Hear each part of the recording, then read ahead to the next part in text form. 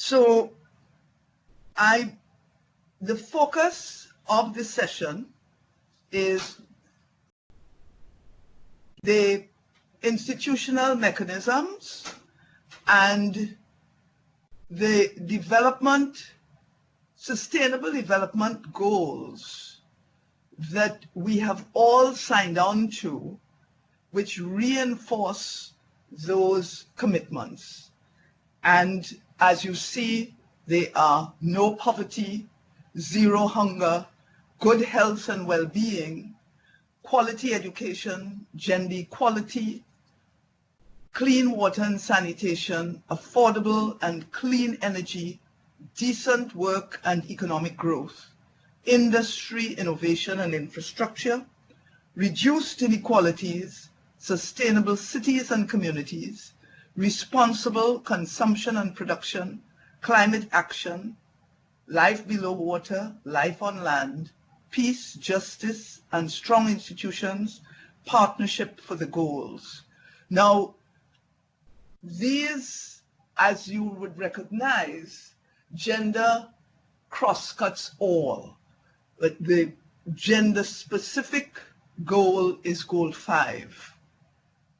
The context in which we are planning and working today relates to several issues that actually run counter to the goals. We are witnessing increasing inequality, increasing negative impacts of climate change, which also have an impact on sustainability, women's lives, the lives of the marginalized particularly. High levels of violence against women, high levels of adolescent pregnancy and early initiation into sex, increasing pushback on women's rights, gender equality and the empowerment of women, and low levels of women in political decision-making in this region. This is in spite of the fact that some of the Caribbean women were leaders in the global, local and global advocacy for gender equality and the empowerment of women. Now, the Beijing Platform for Action identifies the centrality of institutional mechanisms for gender equality and the empowerment of women. And within the platform, they begin at the country level with national gender machineries as a central coordinating unit. The main task identified of the national machinery is to support government-wide mainstreaming of a gender equality perspective across all policy areas. Promote an analysis of the effects on women and men in all policies and programs before decisions are taken. The national machinery is also mandated to encourage and promote the active involvement of a broad range of institutional actors in the public, private, and voluntary sectors to work for equality between women and men. Now, you will realize that the engagement of all diverse actors across sectors is critical to the achievement of the mandate. Now, a fact that you probably are aware of, but some of you may not be, is that the first national machinery was established in Jamaica prior to the 1975 Conference on Women, Peace and Development in Mexico. Peggy Antrobus was the first director, and she convened key stakeholders in developing the national report and strategy for the Mexico conference. I had just joined the university in Jamaica a couple of years before the establishment of this national machinery, and had been advocating from the perspective, from my vantage point, on the importance of including women in the minimum wage bill, which the government was not considering, because domestics were supposed to be privileged in having food and housing. So Peggy invited me as part of the key advisory stakeholder group, which supported the national machinery's preparation and input for Mexico. Lucille Mayer was the then minister, and she was, as you probably know, a major force in Cairo and the first woman ambassador to the UN. She continued throughout her tenure to be a primary advocate for women's equality and gender justice. The Beijing Platform identifies regional and international bodies. Clearly, CARICOM is the gender desk, represents the key regional institutional mechanism, and the international machineries are represented by the Commission on the Status of Women and the Committee on the Elimination of Discrimination Against Women.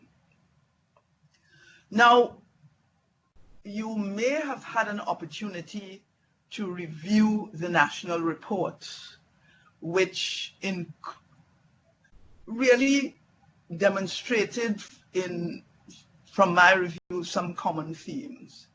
There is general progress across the region in education, women's education, girls' education, health, including access to health. There's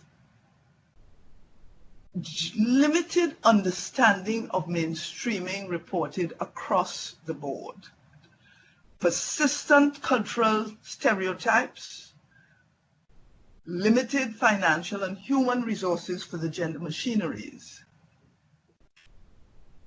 The challenges also reveal an absence of a gender policy framework in 10 out of the 14 of the countries.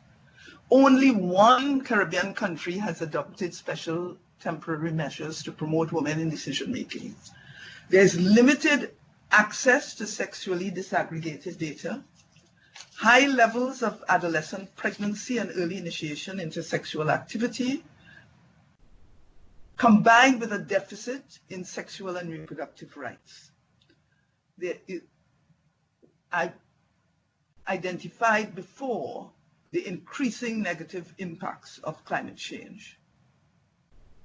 Now, the women in decision-making was directly addressed in the platform, which advocated for 30% critical mass, which has been shown to have a positive impact on gender stereotypes and facilitate gender mainstreaming. We found that even in rural India, where the Panchayat framework introducing 30% in decision making was introduced, and where they began by putting all kinds of, family members into the positions. Even in that context, it was revealed that people's attitudes, men and women, their attitudes towards women in decision-making shifted, and they began to recognize and acknowledge that women played a special role and needed to be at the decision-making table. Most regions, except the Middle East and the Pacific and the Caribbean, have attained this goal. While there has been some progress in the Caribbean, national reports indicate that there's an urgent need to strengthen women's role in decision-making, political decision-making in particular. The global data also revealed that the region has some of the lowest levels of women in political decision-making in the world. As I said, we rank with just above the Pacific and the Middle East in this indicator. And even in Barbados, where there have been significant laudable gains. There's a prime minister, female, a governor general, female. The national report indicates, and the data reinforce, that there's a challenge in achieving the recommended 30% female representation. Now, there are several models globally for enhancing women's political participation. The Caribbean started ahead of the game, and as a result of concerted action in other regions, some using quotas, temporary special measures, we have seen that they have been effective in bringing those countries into the 30% realm. I, in fact, had the opportunity to work with countries across the world and found that in Rwanda, where there had been major crisis, it was easier to get them to introduce the 30%. They realized that they had to do something different. And so advocating for 30% in countries like that, they adopted it without, the men supported it, the women supported it. And Rwanda is now one of the countries with the highest female representation in the world. And we see the results in their economic, social, environmental, and political indicators. The Latin America, which had been plagued with dictatorships, strong patriarchal cultures, also introduced the 30%, and you will see many of the countries there at the top doing quite well. Now, the question that I pose to you is, how does the Caribbean build on the lessons learned? Because it isn't that we are starting from scratch. I saw in one of the reports that women are reluctant to come forward, but we know that that happens in a disabling environment. And once you create an enabling environment, you get the results of a critical mass of 30%. The other question that I pose is, how does civil society work in partnership with gender machineries to achieve the goals? Because what I have found to some extent is that there has developed, rather than a partnership and a cooperation, relatively adversarial role between civil society and even the gender machineries, which are seen as part of the government. Or the other, I should say. Now, I want to put forward some questions for guiding the conversation. How can the machineries strengthen their coordinating role within the government to inform policies, including the budget, which is critical, and taxation, socio-economic and ecological policies and programs? The budget influences resources to every single area. And where the money goes, the priorities are indicated. So influencing the budget is absolutely critical. And again, in my former incarnation, one of the things that, one of the elements that we promoted was gender budgeting. And South Africa, Rwanda, some Latin American countries, we actually provided support to them to enable the gender budgeting, so that, for example, in South Africa, the budget wasn't only analyzed on the basis of how it was benefiting the different races, the blacks and in health, education, but also how it was benefiting men and women respectively. What strategies can enhance effective inclusion of public, private, and voluntary groups in the strategy and decision making? And how, as I said, can civil society take a more proactive role in promoting the gender equality and women's empowerment agenda? Before I leave this slide, I want to refer to the example of the New Zealand Prime Minister, who has really made a huge impact in mainstreaming gender, but it's not only gender, it's the human well-being, which she has instituted as the priority for governance across the board. All sectors and departments and agencies have to plan and budget to achieve the human development goals with an accountability framework. So New Zealand has given us a model which shifts the planning and prioritization away from the GDP, which measures monetary indicators, to a human well-being focus, which measures the impact of policy and programs on people and monitors that, which makes, we don't then have to try to bring gender from the margins to the mainstream.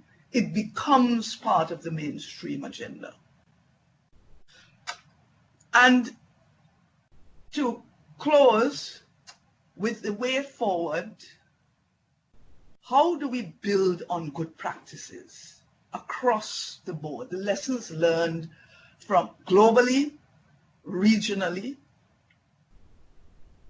in moving forward and in the structures of our national machineries and the areas of focus to achieve an effective CARICOM model?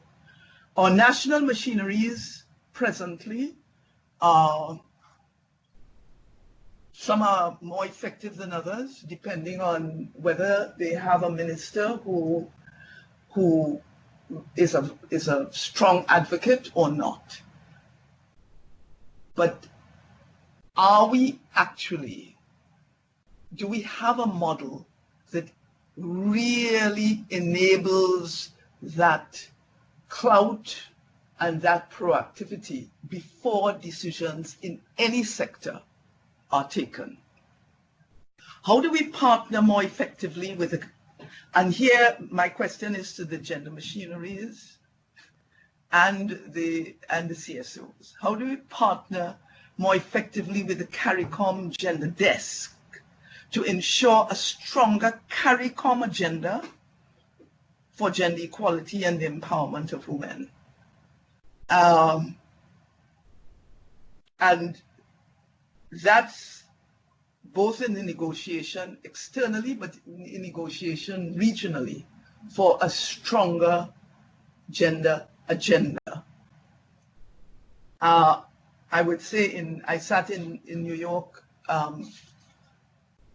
couple of years, not too long ago, during the CSW and heard that some of the delegations did not think that the gender representative from CARICOM belonged in the strategizing. That goes against all the strategies that we use going forward from Cairo, Beijing, and continuing. How do we identify strategies for a more coordinated, effective voice in international negotiations, in promoting national commitments to gender equality and the empowerment of women and girls? How do we ensure that Cairo plus 25, which is taking place soon in Nairobi, and Beijing plus 25 reflect common Caribbean agreed upon priorities, which reinforce our commitments at Beijing, our commitments with CEDAW, our commitments at ICPD, and our nationally agreed commitments? I thank you. With that, I hand the floor over to you for your input. Thank you very much, Dr. Wiltshire. There are a lot of questions that you posed for the colleagues, and I understand already that Terry would like to pose a question. So Terry, please go ahead. Okay, so thank you again, Dr. Wiltshire. I think you gave us a lot of food for thought, and I want to jump right into the issue of the 30%, because as you know, I'm going to speak to Trinidad specifically. Oftentimes we get very close to that 30% range in terms of women in political leadership at the national level, and then it fluctuates between 27 and 31, depending on who's in office, etc. But then it's not sustainable. It is not a part of the policy, obviously, because we do not have a gender policy, and we as a state seem to be adverse to even considering TSMs or temporary special measures to ensure that we get at least to the 33% consistently and then build on that. So the challenge is, how do you get all of the stakeholders involved to understand that a temporary special measure is exactly that. It's temporary until the playing field is leveled and it can be removed, and that while we see progress, as you rightly shared, the numbers in education, women in education, women's access to some level to health and etc., we're not seeing that progress reflected in a leadership fashion. We're really not seeing it. And again, one can point to, there are many women that are first and second level managers, for instance, maybe at the mid-level, certainly at the first level, meaning supervisory managers, etc. But actually in the boardrooms, leading boards, etc., you don't see women being there consistently. I am proposing that the lack of support may have a lot to do with it, not just from the state, but from everyone involved, all of the stakeholders. So what I'd like to hear more about is how to move off of the needle where we seem to be. We seem to be at a place where I don't want to say that we're comfortable, but I feel like we are at a place where we should be moving forward and we're not. And we keep looking at all of the women around us and thinking that women are doing well, and I don't think that we are. We can certainly do better. So how do we influence the policy makers, including women who are at the table, but I might add, to understand that getting at the table is only the first step? How do we move forward?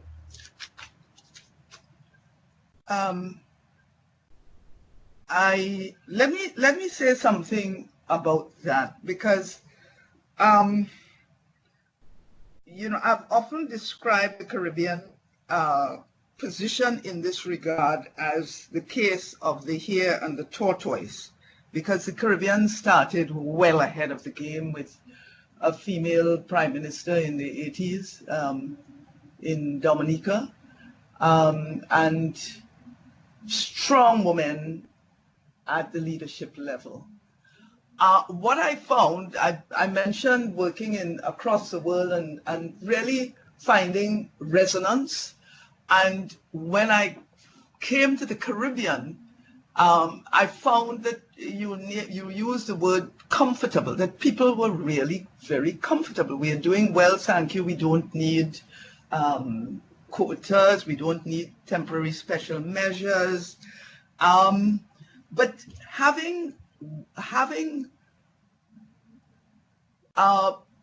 worked with people globally and seeing that the Caribbean remains on the needle. Suriname was 30%. It won, after one election, it went right back down to, you know, very low percent in the next election.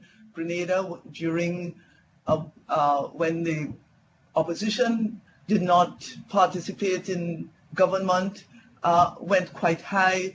And so you have these, Jamaica also had a blip where it's, but what is clear is that without policy, beginning at the party level, but a formal policy, it doesn't work. Women across the world have been the ones pressing for it. Women are the leaders in our parties. The gender machineries are there. We have and have had very strong civil society voices. Governments follow their people rather than the other way around. I should say they tend to. And they respond if their position is in jeopardy because the population, they're not according with the popular view. Now, in Sweden, for example, I talked to the woman who led the Swedish initiative. And what she pointed out is that the women got together and they told the parties that they would not have their support if they did not have a 30% framework. But they were clear and they allied, they got male allies with them, but they started from a consensus position among the women that the 30% was the minimum.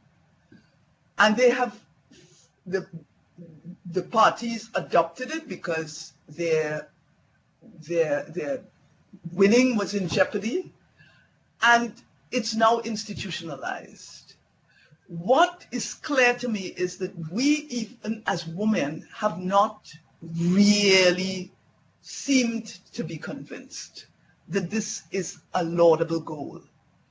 And so, like the hare and the tortoise, we are resting on our laurels, whereas those who were way behind us have come up and caught us. So, to me, we have to start gender machinery, civil society, putting this on the agenda. Women in the political parties, putting this clearly on the agenda as a priority because it's a human right. And it makes a difference, a positive difference for women and men and the entire society.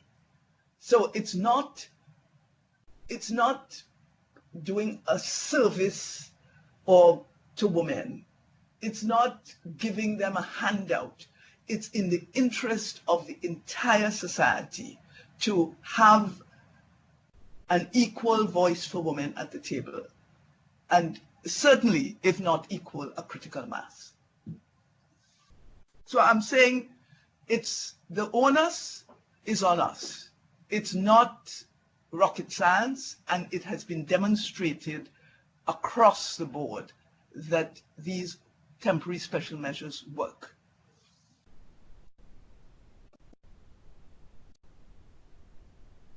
Thank you, Dr. Wiltshire. Are there any other questions? And I think this is a really critical point with regards to the temporary special measures, especially because we can probably guess that in the negotiations, this is going to be something that is promoted, and we have to figure out where the Caribbean is going to land. Elaine, yes, the presentation will be sent by email. And Nicole Aline is saying that she agrees, and we need to have more women having a seat at the table. And one area that affects the entire Caribbean is nursing. So are there any other questions as well that I would like to raise? Yes, Jackie Burgess here. Go ahead. Okay, so I wanted to find out, there's the question of civil society's engagement with the gender desk at CARICOM. But at one point we heard a lot of that desk, and it has, I don't know if any other country or if maybe Ghana may be very well in tune with them, but I don't hear anything of the CARICOM gender desk. Anybody could help me out there? And how could we revive a connection with them? Both years. This is Tawny. I'm just going to jump in here. So this is actually the CARICOM gender desk position was empty for a very long time and recently got filled. Anne-Marie Williams from Belize is sitting in that seat. And I think what she's been trying to do over the past year is to revive the position of the desk. And so actually this particular training course is being done in collaboration with CARICOM. One of the things though that I think we have to also be aware of, and this goes to the question that Dr. Wiltshire asked earlier with regards to how can civil society support the institutional mechanisms, not only the national institutional mechanisms, but also the regional institutional mechanisms. Politically, while CARICOM can be supporting the facilitation of a space and guidance and technical expertise around a shared position, this has to be led by the countries themselves. So a lot of the support for the CARICOM desk also will need to come from the states themselves, and whether it is the institutional mechanisms and the civil society organizations, ensuring that the role and impact of the desk resonates across the Caribbean. That is something that we really need to push on. And so we'll be happy to share Anne-Marie Williams' information, and I know that there are big things that they are planning for next year as well. Thank you, Tony. Thank you very much. I just want to add to that. You mentioned that the desk remained empty. That the pressure, and you said the pressure has to come from our governments. Anne-Marie is there, and she must be supported. But again, the government, the civil society, the governments, the national machineries, the governments must advocate for that. One of my deepest one of the periods in which I had to really ask myself what was happening in the Caribbean was when it took Canada to put a gender person in the gender desk temporarily until we sorted out ourselves. So we need to again understand the power that we have as civil society, as national machineries, as women individually, to actually pressure our governments and our regional institutions to give these issues priority and not put them on the back burner. So it's what I'm saying, it's a mutually reinforcing role. So the gender desk can support you, but they are strengthened to support you when you actually advocate on their behalf as well. This is Elaine here. I would like to reply on the matter to do with CARICOM and linkages with the gender machineries and so on. What I would want to recommend really, are you hearing me though? Yeah, I am. All right, good. Yes, Elaine, What go I ahead. would really like to recommend is that there is at least one, but perhaps a series of COSOD on gender, so that, and create a network, establish a network of the national gender machineries within CARICOM, leading to some kind of agreed plan of action or set of priorities, so that if that happens, the ministers, the summit, the heads of government at the summit can adopt those and then work from them. That would be, in my mind, a more binding way to address how the machineries work with the CARICOM Secretariat, the gender desk, as well as what guides the actions that that desk will be leading for the Caribbean. This kind of strategy has been used for other issues. It has been used for climate change, for statistics, for education, and so on. And while the results have not all been great in terms of the implementation, at least there is a common speaking point, set of speaking points, a sort of common understanding as to what the states would like to see of CARICOM and what CARICOM can reasonably do and expect to do on behalf of the member states. And so this is the strategy I propose that CARICOM and our machineries can consider to help strengthen that relationship among us. I would also want to use the opportunity to mention too, in terms of at the state level, the thrust for 30% in parliaments and in cabinets is laudable, and we hope that all countries would get there and that Grenada will be there consistently. But we are also looking at the boards, the statutory boards, which play a great part in national use of national resources and decision making. And of course, the private sector does as well.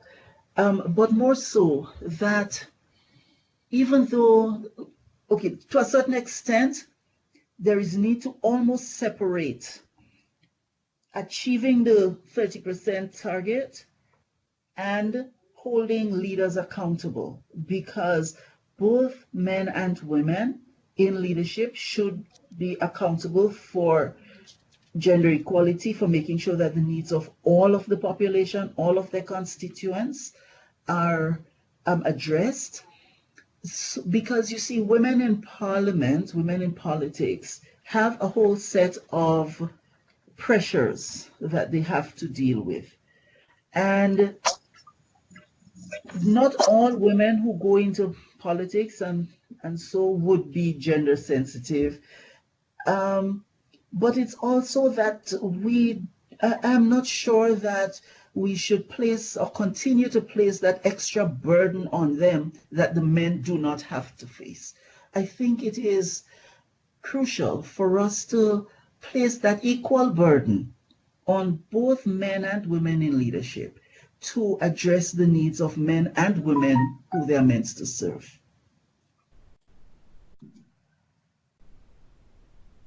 Totally agreed. I wish we could have, I'm not seeing all of you, so it's But yes, I fully agree, and I think you've made a number of excellent suggestions.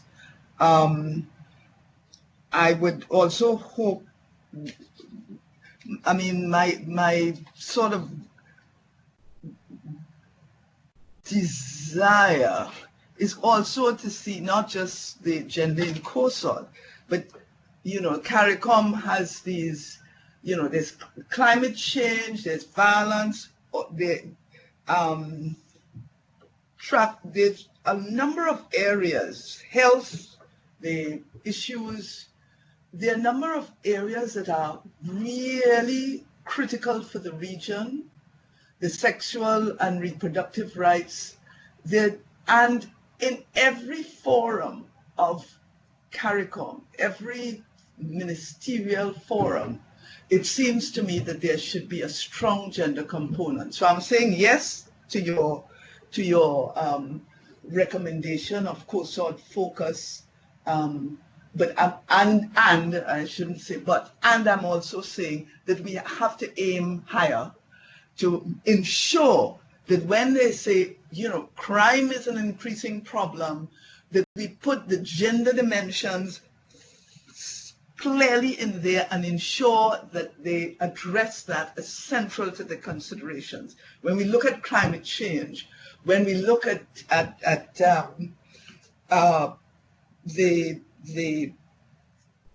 the human rights issues, trafficking, all of those, we say or economic issues, high debt, we say, okay, where we want a gender, we want the desk supported by experts really to have a central say in this matter and a paper on it for consideration as part of the mainstreaming process.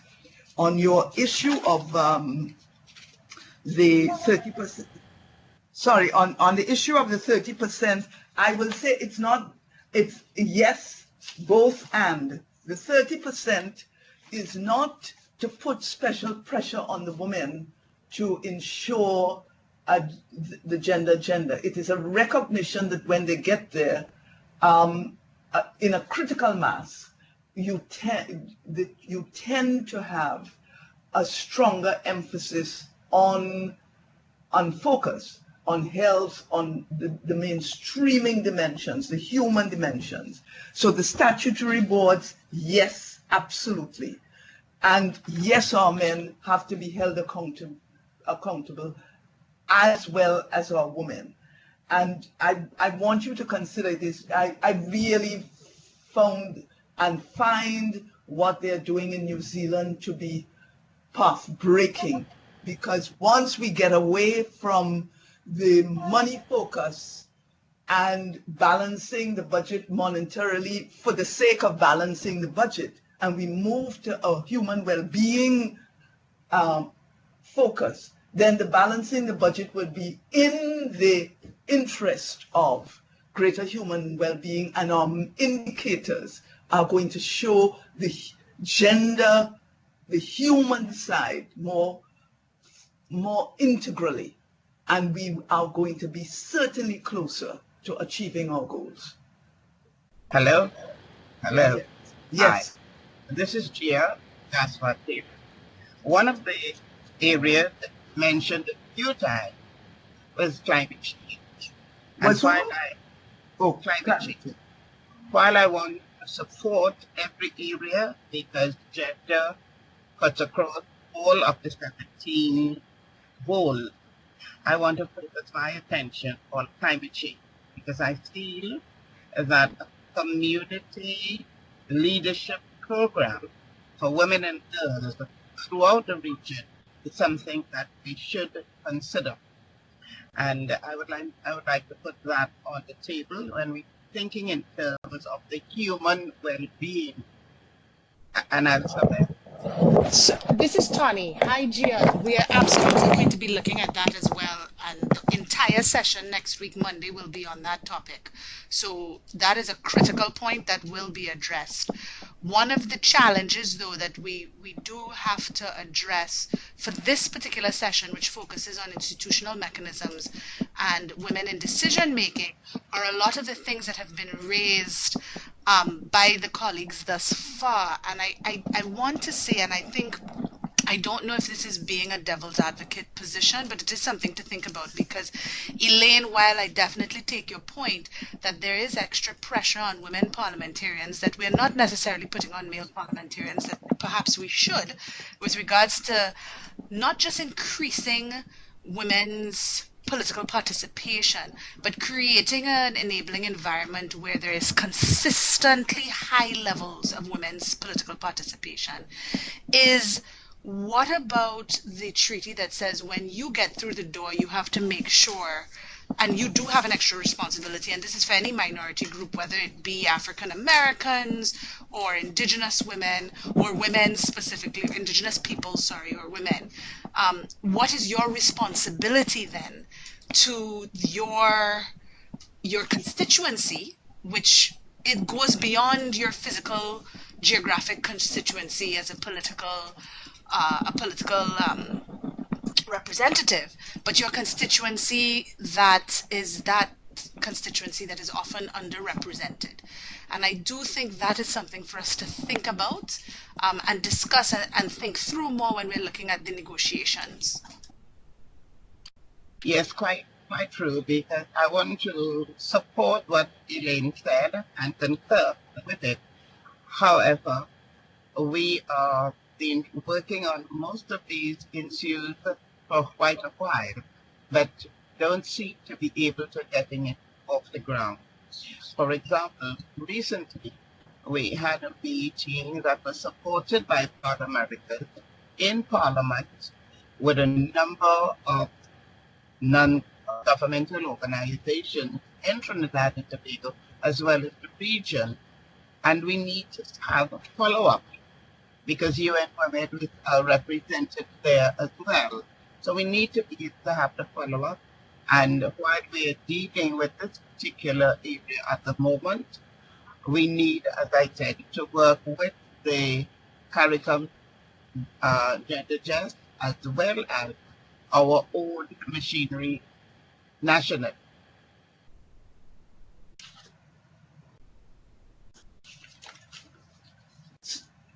So I'm hearing that one of the priorities has to be women in power and decision making. That we are. Am I hearing that going forward?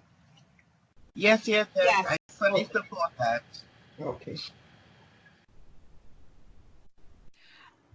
This is Terry again. I just want to add to that, however, because I want to add the what Tony said, that enabling environment for women in political leadership that is critical for her as she sits at the desk, at the table, and is negotiating or attempting to negotiate for her constituency, which is beyond, right, just her party, but the entire country that she's representing.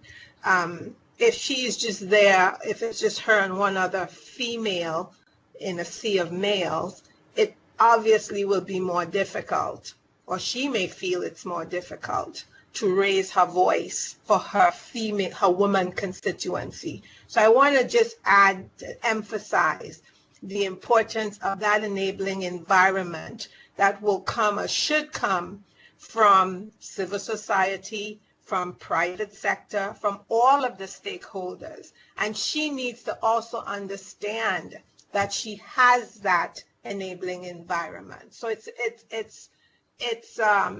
a two-way street, and I think that is sometimes where it gets a little difficult. If once you have been an elected official, how do you continue to engage the rest of the community in a manner that is productive and enabling? I think that sometimes seems to be the challenge. And I think it's something that we need to address honestly and put some structure around so that it can be implemented, because it is holding us back, in my opinion. I would just, at the risk of repeating, yes, Terry, and that's where the critical mass, when you're not alone, then is where we have found that women become bolder. But we also recognize, so when they're not sitting at the table as individuals, but there is that at least 30%, a minimum of 30%, there is a stronger tendency to do the right thing. But we also recognize that the women and the men have to have a different understanding of leadership from that which we brought from, we got from the colonial era and the past of slavery. So transformational leadership has been a major thrust and has to be a major thrust in the capacity building. It's leadership in service of rather than control over as key elements of a leadership that is enabling of people and where we lift others with us rather than sort of see ourselves as above them and over them because we have come into an elected position. So I would say yes, yes, yes, and the capacity building for all involved, male and female, in transformational leadership, which is a whole different model of leadership than the authoritarian leadership, the patriarchal leadership that we have had in the past, is a key dimension of the change agenda. Yes, I absolutely agree. Thank you. Hello. While I agree with most of what my colleagues have said, in life we have to be realistic. We have to understand that 30% we are seeking may come from opposite sides of the divide. We have to understand and be realistic that their aims and aspirations may not be the same. And that is why it is absolutely necessary for civil society, especially women's rights organizations, to hold the parliamentarians, especially the women parliamentarians, accountable at all times. There's been a lot of discussion about a combative and an adversarial approach, but honestly speaking, looking at things from a professional manner, it works. And there are times when voices have to be raised either in consent or dissent from the bottom up. Yes, I agree with the 30%. I also firmly believe that those of us who have political, partisan political affiliations, we should seek to get the 30% started at that level and then use that as a moving off point for the women that we would like to see in elections and winning their seats. The temporary special measures, which is a great practice, which I also support, has not always been met with approval by a number of women, and some of them in exalted positions. And so I want to reiterate again the critical role of civil society. We need to know also that the CARICOM, through the revised Treaty of Chaguaramas, has pledged to support the role of civil society. There's also the Cotonou Agreement that civil society can look to strengthen their position and their sustainability. So there are many avenues that are open that we can fully utilize to get to that 30% and also to support the women when they reach at that point. Thank you. Could I just jump in here, Elaine again? I agree with a lot of what Alexandrina just said, but I just wanted to point out one word in it and to explain where I'm going with this. Alexandrina spoke about holding the parliamentarians accountable, but then she said especially the women parliamentarians. And that word especially, that is where I have some difficulty, and I'll say why. Women in parliament are products of our society, just as the men in parliament are. And we cannot expect that automatically all the women in parliament will be as activists or supporters or even sensitive to all of the gender issues the same way that the women's rights organizations and the national gender bureaus and so on would like to see.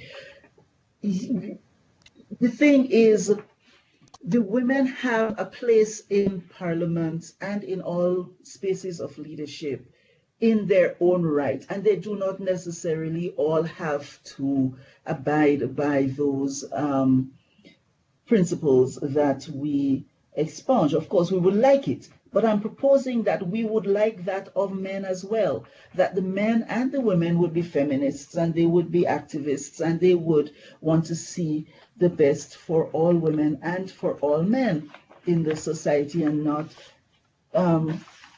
the perpetuating patriarchy and so on. That would be ideal. But I'm saying that ideal should be for both men and women in parliament. And if we would want to create that environment, that enabling environment where women can be empowered and find their space, it means we have to work with the men and hold them accountable as well. It means that we should not be holding women to a different standard than what we're holding the men to, because that is part of changing the whole social norms of masculinity and femininity, because women should not be the only ones to uphold the moral fabric of the nation and to keep the home together and to keep the country together, whilst the men get away from doing that. That is the whole premise on which I'm saying that while it would be wonderful for all the women to look after the rights of all women, it would also be wonderful if all the men looked out for the rights of all women, as both the women and men in parliament would be looking out for the rights of all human beings within their space. So that is the premise I'm going by, and I think we are with you, Elaine, in terms of reaching the point where we have leaders who are committed to the nation and human well-being, to all of the commitments of our countries in relation that we signed on to in Beijing and in other conferences and in our constitution. So I don't think there is a dissension there. I think the point that Tony made earlier, that when as a minority group, and here although women are equal, because they have been disadvantaged, they come in as a minority group. You come in, there is need for greater sensitivity, and it's both and it is important to know that you need to pull up other women rather than seeing yourself as privileged and closing the door once you have got in.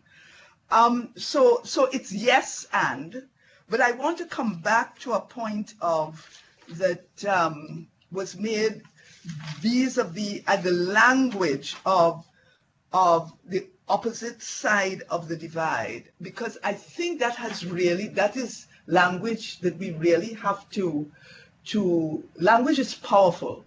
And we are nations, and in fact, most of our countries are very small countries. So the notion of us and them, once we get in, even is something that we have to look at. This is why we are trying to build in, certainly from the women up, and the recognition that you are representing the people, and you are representing a different perspective, which is a transformative perspective, empowering perspective. You need to have a women's caucus across parties, and you need to work. There are certain principles which you must hold dear and which you must promote in your respective parties. So there's no fighting each other because your party sees the other as the other. But you must see the nation as your primary place of operation, and the national well-being, the well-being of men and women, boys and girls, and with particular emphasis on the marginalized, etc. You have to see that as your primary objective. Once you are elected, forget the party divide. You serve a nation. And we have to, so that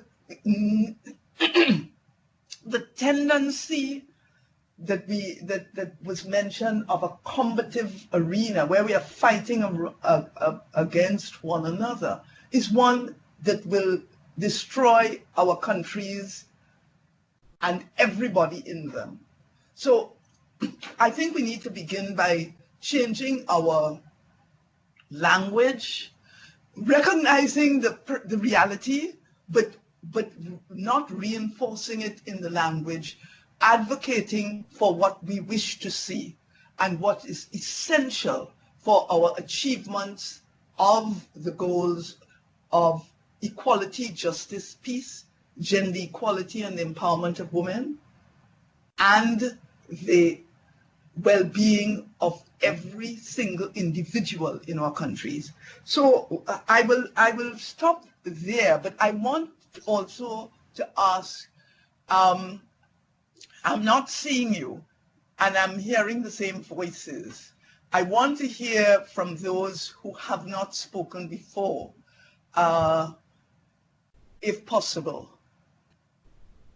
Pascal, Laurice, my concern is around, although we would have achieved the 30 plus 48%, I'm seeing it as presence without power. And I like the notion of what you mentioned, Dr. Wiltshire, in regards to having this transformative conversation with our women who are in Parliament. And I don't think that all of them understand the gender agenda.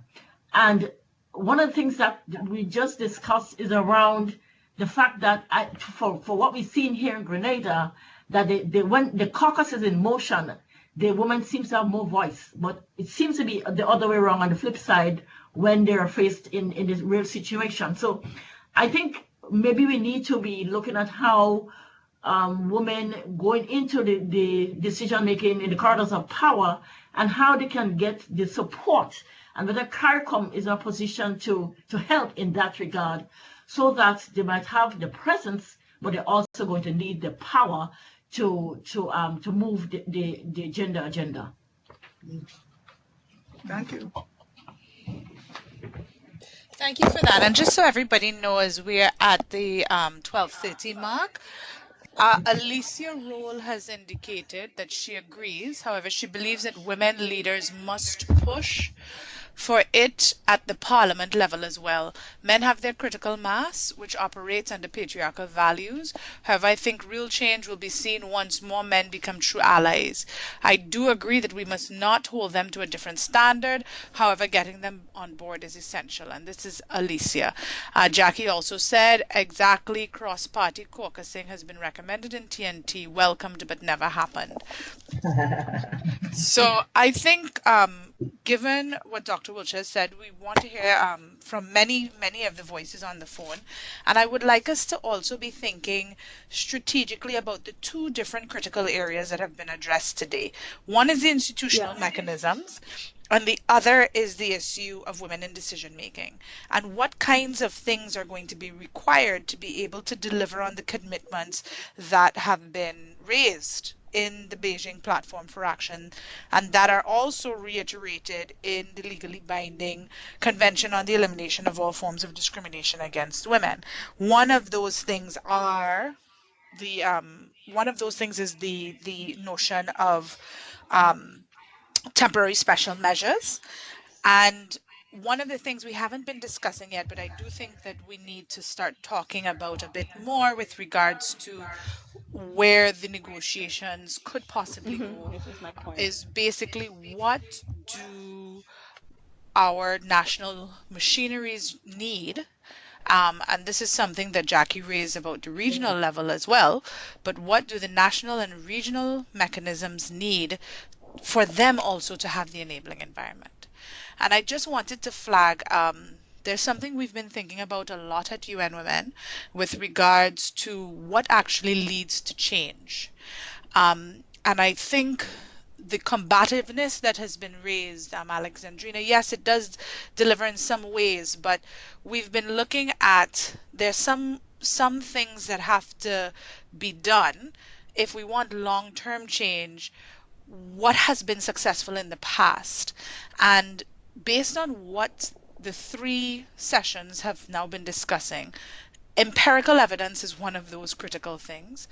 Linking it to the development of the priorities of the countries is another one of those things. And so it was a good thing that Dr. Wiltshire started with the Sustainable Development Goals.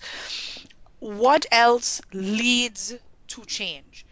Because there are things that we do that don't actually manifest themselves in a change for women and girls in our countries, and we've been doing them for a very, very long time. So what can we actually do? And Elaine said, what suggestions can be offered regarding strengthening the gender machineries for implementing and leading the gender agenda? That is exactly what I would like us to also start thinking about. Okay. I'm really happy about the point that was raised, because I have a question about just going back to the whole topic on strengthening of national gender machineries, and especially in the context of the negotiations that we have to participate in. I wanted, because I mean, we've seen some very interesting things happening as it pertains to the ways in which we have been negotiating as a region. And we've also heard, even based on what Dr. Wiltshire shared in her presentation, the fact that the Caribbean at some point was actually leading the way in these international sessions and so forth. So I basically just wanted for us to explore the challenges that perhaps the gender machineries face in leading the formulation of country positions and also influencing or leading to negotiations at the international levels. And also if there are any challenges around the influence and advocacy of civil society organizations too, in getting the countries to negotiate based on the previously agreed positions that we've signed on to and agreed to in the Beijing Declaration, Platform for Action, CEDAW, and so forth. And then if there are any strategies around how we can ensure that we are moving forward as a region, and I know that there was a discussion around the role of CARICOM in sort of reigniting the coordinating of the different countries and so forth. But I think this is very important because it speaks a lot to, you know, the influence that we have as gender machinery heads, and also whether or not what we're actually reflecting as a country's position is in fact the country's position, and whether or not these positions are progressive and going in the direction where we're going to be seeing some change happening, not just in our individual countries, but as a region. So just those are some of the things that I've been thinking about under the topic of strengthening institutional mechanisms. This is Michelle from Belize. I wanted to just add a little bit to the discussion, and one of the things that I think has affected us as a region and as it relates to the country is that the issues of gender, the issues of Beijing, CEDA, I think that it has been placed in almost in a bubble where only few people are knowledgeable and know about it's like a specialized issue. It's not popularized. And I think that one of the roles that both the gender machinery and the civil society should be playing is to inform people, regular people, community people, how does this affect their lives? How does it, what is the meaning to have 30% in parliament? How does that relate to people in rural areas having water? Or how does that relate to the protection of women and girls, men and boys, for example? How does that relate to crime? So I think that the disconnect has happened over the past 25 years or so, where we have started off, like I said, the hare and the tortoise as a Caribbean country, but little by little, because of different influencing factor, sometimes personal selfishness, sometimes the globalization, the different colonial history and things like that, where people feel comfortable in certain conversations and feel, and so we have a pushback. So there's always this contestation where we have to have community people on board, because I think that will drive the difference. That will, then people will understand why it is important for us, why we have to ensure that our national machineries are as strong as they can be, why we have to ensure that women in leadership are supported, and why men as allies are important, and why everyone need to come on board. So I believe that we have to continue the let me put it in quote unquote, common conversation with the people on the ground, with the masses, and so that we really repopularize the issues. Thank you. Thanks. I think the building of alliances, and as I said, civil society, community supporting the issues, speaking out. The onus is not just on the national machineries, but it's two-way. So yes, but I want to come back to and this is actually linked to the point that Pamela made about the national machineries leading the formulation of the country position. And dealing with the realities of the pushback that will come. So, and how do you, so effectively negotiating, building alliances from the ground up, which is what the last speaker addressed, but also the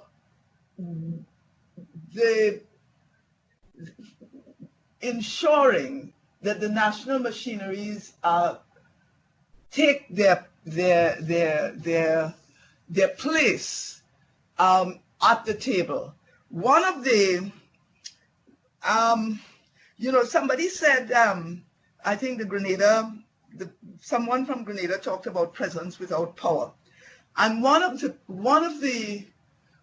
things that can be observed is how people give up their power and remain and be silenced because they are not recognizing their own power. And Famala, one of the things I would say is that it is important for the national machineries to understand the power they have and to make the alliances, understand where pushback comes. I mean, Beijing came with massive pushback. When we were drafting the platform for action, there was huge pushback from, the Muslim group, from the Vatican representative, and it was not easy, and it is not. The pushback I'm seeing continues. It is important to recognize that the pushback will be there, and that in order to address that pushback, you need to stand your ground, be very clear in your communication, and build alliances, be clear about the mandate of the government, so it is not, people are not putting positions that are their personal positions. But, in what we did for Beijing was make alliances. The Vatican was opposing, we made alliances with the nuns. We made and priests who were for the agenda. So we found allies across the board. The Anglican Communion with the other church groups asked for guidance in what these things meant. And, so we reached out across the faith-based communities to actually begin to put the issues. You have to know that in the opponents, to make them their disinformation, expose their disinformation. So yes, national machineries have to lead. That's why I say the Beijing Platform identifies you as the core, the CEDAW, the CSW as the international mechanisms, the regional mechanism is the CARICOM desk. Your people, your civil society is the arena, and the international allies, your arena for building alliances as you go forward. So there should be no presence without power. Rosina, it's Sharon. I'm just wondering if you could tell the forum, when do you start building these alliances? Are you waiting until you get to that international meeting? Are you doing the groundwork before? When are you starting to build those alliances? You build the alliances from day one. From day one, and reaching out to the community, putting out flyers. As the person said, how does this affect you? When you have more women, you are likely to have your water. You are likely to have to reduce, your 30%. Put the messages, work with the media as well. The media is not always, but find allies in the media who are going to support you. Find male allies in government, in the church, in the faith-based community. Find allies across the board so that you actually are building your alliances from day one and scanning the environment to understand where the pushback is coming and call them out, expose it. These are not things to feel, there's no context in which a diplomat should be dictating substance to the representative from the national machinery on the gender and the empowerment of women. There is no context in which that should be allowed. So I just wanted to flag some things from what everyone has said, and thanks for that, Sharon. And I think it goes straight, this is Tawny again from UN Women. The first thing is, what is the role of the national gender machinery? And the position that was raised by Laurice and then reiterated by Dr. Wiltshire, that is, the first thing is, there should be no presence without power. So if you're going to negotiation and you do not have the you don't have the empowerment from the government to negotiate, it does not make sense that you're there. But you have to be there because you're the national gender machinery. So you need to make sure that before you get to that space, you have been empowered to create and negotiate on positions for your country. And these negotiating spaces should be informed by what has already been agreed to by your country and where the jurisprudence is also going, which is something that Roberta spoke to yesterday and Barbara Bailey also spoke to already, and that Dr. Wiltshire has also reiterated today. So that's one thing. How does civil society work with the national gender machinery to ensure that the negotiating position is one that is reflective of the rights of women and girls, and that the national gender machinery is well positioned to negotiate, is something that has to be also developed on the ground between the national gender machineries and civil society, right? And then the last point again, and this goes again to what is the role of the national gender machinery. Since negotiation is a major role, there's something that Michelle raised that is very critical. How does this negotiation then manifest itself into a change, a beneficial change for the lives of women and girls? And this is where we get to the women in decision making and the people in decision making. And I'm not sure if many of you have seen that Eilish Elliott has just shared that ParlAmericas has worked with UN Women Multi-Country Office for the Caribbean and parliamentarians in the region to develop different tools online. And one of the tools is around male allies for gender equality. So there are tools out there to make sure that, as Dr. Wiltshire was saying, know where your pushback is going to be coming from for your negotiation, but understand how this negotiation and how Beijing and CEDAW is linked to what you do every day if you are also in a service position as a national gender machinery. And even if you're not in a service position as a national gender machinery and you're in a policy advisory position, how does the negotiation lead to the change in legislation and policies and programs in your country? And I think that is how, and that's why we put these two topics together, for you to be thinking through these things. And I see a lot of countries are going to be going to Chile, and some of the highest levels of persons are going to Chile. How do we make sure that the national gender machineries, who will also be invited to CSW next year to reflect upon what has been discussed and really push for a progressive way forward for women and girls, how then do we make sure that everything that we have discussed here is really coming out in the documents in a way that will benefit Caribbean women and girls?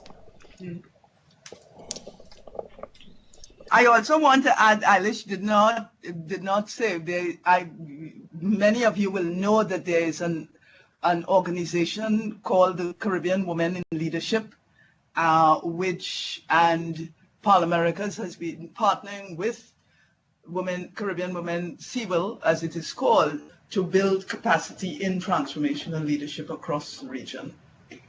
Thanks, Tony. Janie, I'm seeing you have typed something. Do you want to speak? Okay. Hi, Tony. Thank you very much. I've been trying to get a little space to speak, but it has been a little difficult. However, I typed in the presentation that I wanted to make. And basically what I was saying is that breaking the structural barriers is exactly what has been cutting across all the presentations from Wednesday.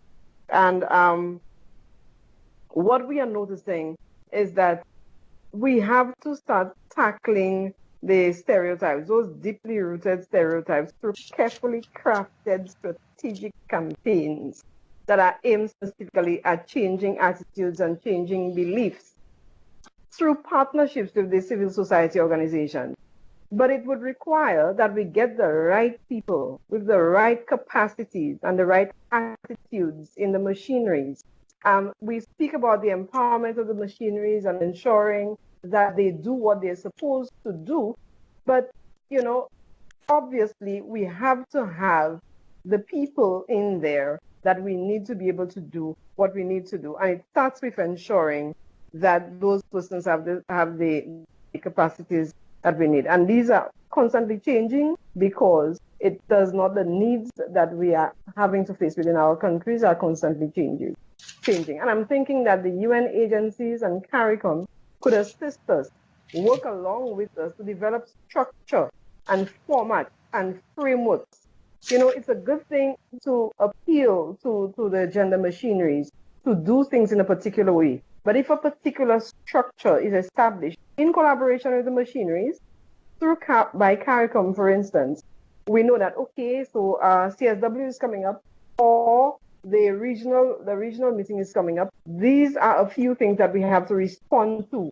But responding to them would require that we meet perhaps with, we have a stakeholders meeting, or that we have focus group discussions with the people on the ground, with various civil society organizations and that sort of thing.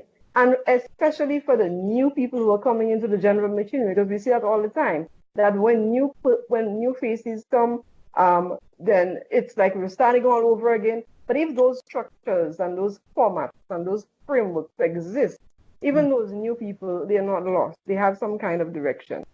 In addition to that, I also want to appeal to UN agencies and everyone that is supporting to support the gender machineries from where they're at and not necessarily where we would have liked them to be. And we have to be very strategic about it because, again, it may well be part of the pushback to ensure that the gender machineries are weak. All right, and making gender mainstreaming a priority. The way we are going to be able to get these the thematic areas to make gender a priority in their particular areas is by ensuring that our focal points are very well trained, that they're always coming back to the drawing board, and that they have access to the information that we have, so that they can now start thinking and feeling the way that we do, and be able to mainstream, you know, gender in their specific areas a lot more effectively. And I was also thinking that in keeping with this whole concern about women in decision making, especially at the highest levels, we now need to give consideration to mainstreaming gender in cabinets and in parliament, you know, strategically, because what is happening is that persons are going into those positions not necessarily understanding the issues. And if they got to a place where they actually did understand, I think that their attitudes towards it would be very different. And so we probably need to start looking at a particular strategy for ensuring that cabinet and parliament go through a kind of a similar process that the ministries go through in the gender mainstreaming efforts. Thanks for that, Janie. Those are things that I hope everyone is taking note of, that we can ensure are in some way included in the negotiating positions. I'm seeing that we also have a comment. Dr. Wiltshire, please also, if you'd like to respond, please go ahead. No, wait, Alexandrina Wong said civil society was always there long before the bureaus. Civil society has always been working and remain committed. Yeah, and that's but I endorse what has been said, but would like to hear if you have. There's another comment in the chat. I would like to hear it, or if someone has. I know we have 4 minutes. So I'd have a last comment and then we wrap up. Yeah, I think we need that. I think we also have to work, and this is something that I've been thinking about. I don't think we should be looking at civil society and the bureaus in a oppositional way. Civil society has been there before the bureaus, and civil society advocated for the creation of bureaus, which is why it was included in the Beijing Platform for Action. So what we have to be doing is ensuring that we are supporting one another, because we need to be inside the institutions and we need to be outside of the institutions and we need to be everywhere to ensure that gender equality and women's empowerment is achieved. And I think one of the things we have to do is be very strategic about how we approach Beijing plus 25 and beyond to make sure that that is something that we recognize. One of the things that we do need to have, okay, Tara Sue, the political will of the BVI in relation to gender equality is weak, and there are no women legislators. So that is something to think about as well. And when I say think about, perhaps this is where the regional institutions really come in, where nationally there are challenges. How do regionally we work together to support the country? So sorry, go ahead, Dr. Wiltshire. The 12 critical areas, women and poverty, education and training, women and health, violence against women, women and armed conflict, which is not a major part of our region, women in the economy, women in power and decision making, institutional mechanisms, human rights, women and the media, women and the environment, and the girl child. I hope you have got that they're all interconnected. They're all further reflected in the SDGs, and that it is only understanding our power and understanding the institutional mechanisms, understanding their power, that and working together, civil society, gender machineries, the regional institutions, working in harmony and supporting one another, and supported, yes, by the international institutions, the UN, groups like ParlAmericas, these making alliances in places that may not be, you may not think of, like cabinet. The faith-based organization, making alliances with the community and seeing ourselves as one nation, one region, working towards common goals, and being absolutely on top of your national commitments, so that when someone says we are going to take this position and it is in opposition to the national position, you say, sorry, that is not part of the national agenda. So I want to come back to the 30%, because whatever we do, having that critical mass in decision making on the boards, but in the political decision making, is likely to enable the agenda to move forward, not just in that area of women in decision making, but across the 12 areas of priority and across the areas to which we have committed in relation to gender equality and the empowerment of women and the achievement of peace. Thank you. Thank you for that. We started a bit late, so we have a little bit more time for anybody who would like to. Nicole is saying, thank you, Nicole, and she agrees we have to align ourselves with agencies so that our voices can be heard. Thank you, which means that all of us have a responsibility to go beyond and step out of our comfort zones and learn new areas to be able to speak with one voice. Yes. Absolutely true. There are a few other persons online. Jakob and Marcus were introducing themselves earlier. I see Charlie, Carolyn Dickinson, who I owe an email, also online, as well as our colleagues from Trinidad and Tobago. If you'd like to say anything before we wrap up, please do. So I take it we solved everything with regards to institutional mechanisms and women in decision making.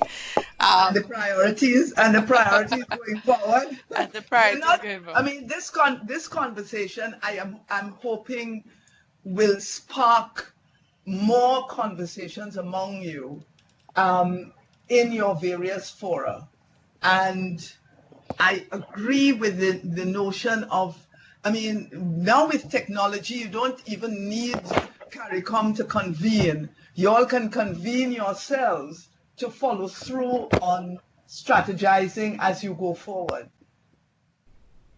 Absolutely.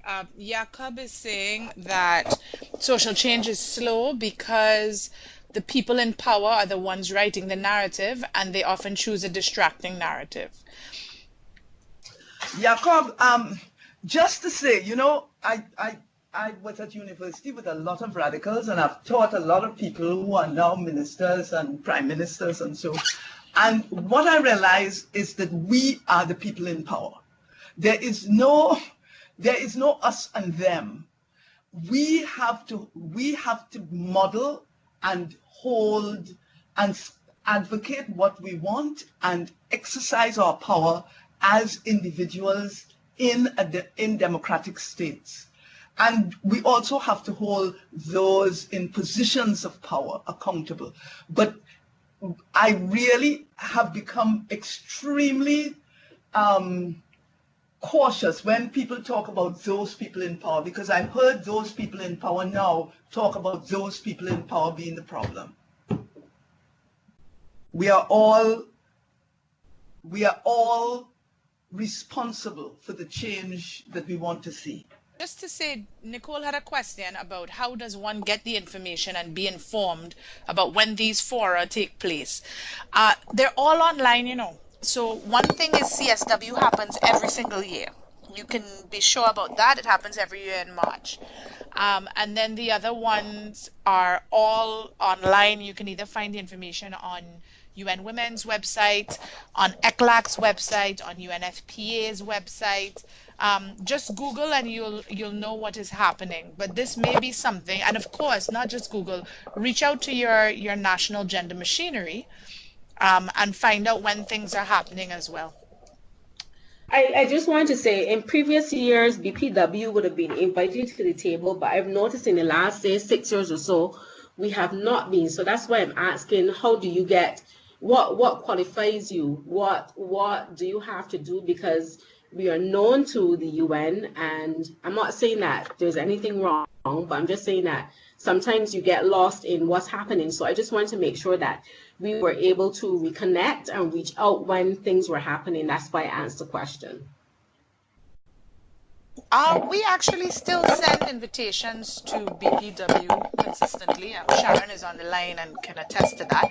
But we don't, these fora, we don't invite anybody to CSW. You have to want to be an ECOSOC registered organization. There are many people online. We have Gia Gaspar-Taylor online who attends CSW often, and she can give you advice as to how that happens through the CSO that she's a part of, as well as Alexandrina Wong and other persons who are part of this. But what happens in the region, we support generally at the national gender machinery level and the government level at this stage as UN Women, because we're no longer UNIFEM.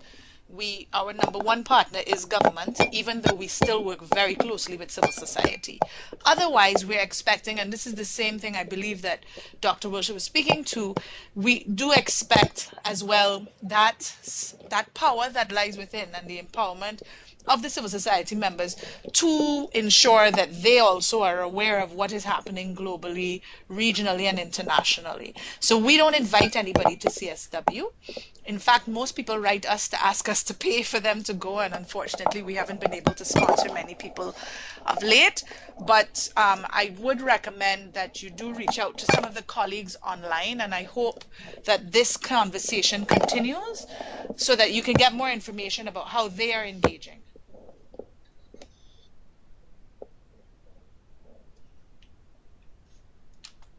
Sharon, did you want to add anything? And Dr. Wiltshire, I'll give you the last word after Sharon, if Sharon would like to say something. Thanks, Tony. Just wanted to echo what you said, that and reinforce what Dr. Wiltshire was saying as well, that within this grouping here in this course, there are important connections that should be made and maintained beyond the course. I think we have the generations represented all across, with the persons who signed on, and that you should have those one-on-one conversations and learn from each other in terms of what strategies have been working, what has not been working, what are some of the attempts that you've made to reach out to, if you're civil society, to reach out to your government partners, if you're state government, what are some of the strategies you've been trying in terms of having better cooperation with those at the permanent missions and so on, and try to make those connections, as Rosina said, to make them from as early as possible, so that when you reach to the international fora, you're already very strongly connected and going with a strong position and strong backing. So you're not now reaching that space and trying to be aware of who's going to come with what argument against you. You already have allies in the argument that you want to put forward.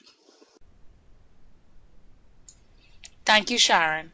Dr. Wiltshire, did you want to say anything else? And just, reiterating what you had said as well about the leadership role of national gender machineries in negotiations. Well, I want to say thank you very much for inviting me to be part of it. I am heartened by the discussion and will reiterate to not just the gender machineries, but to the civil society actors. Know your power, use your power, because the change rests with you and it is possible. So alliances are critical. Clear messages are critical. Negotiating effectively and not being cowed into silence. Or I should say,